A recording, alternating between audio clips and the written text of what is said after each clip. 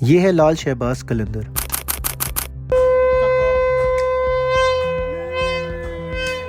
लाल शहबाज कलंदर पहुंचने के बाद आपको थोड़ी थोड़ी देर बाद ये नारा जरूर सुनाई देगा।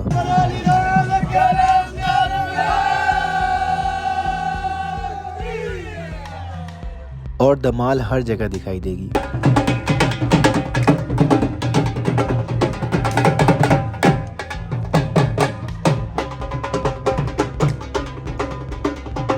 सफ़र की थकावट ख़त्म करने के लिए गोशी भाई ने सोडे का इंतज़ाम किया और फिर हम चल पड़े अपनी पहली मंजिल की तरफ। हम यहाँ पर किसी के अकीदे या बिलीफ की बात नहीं करेंगे क्योंकि यहाँ आने वाले लोग भी ऐसा नहीं करते। तो जो भी शहबाज कलंदर आता है उसे पहले बोतला बहार हाजी देनी पड़ती है। ये शहबाज कलंदर के मुरीदे खास थे। बोतला बहार हम जब हाजी दे रहे थे तो दरबार के बाहर से घंटी की आवाज आ रही थी। सच बात तो यही है, इसे कम इल्मी समझे, मुझे नहीं पता ये क्यों बजा रहे हैं। ये एक दरख्त के साथ नस्ब की हुई थी जिसे सब बजा रहे थे, तो मैंने सोचा मैं भी बजा देता हूँ।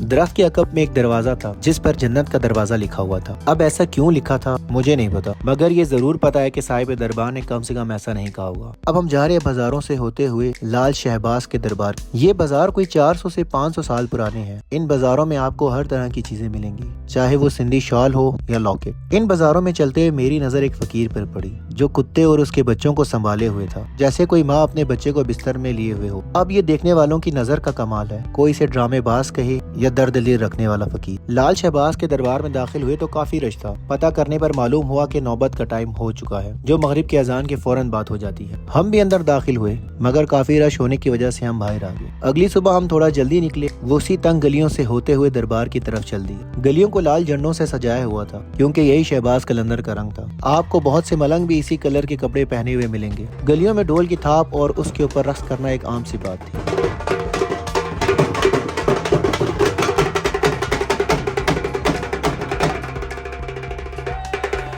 एंट्री पर रश तो था मगर इस दफा हम अंदर चले ही गए। एंट्री पर ही एक बहुत बड़ा लब नसब था जिसके नीचे लोग काफी सारे चिराग जला रहे थे और काफी दूर दूर से संगतें भी आई हुई थी और एक भाई तो शंख भी बजा रहे थे।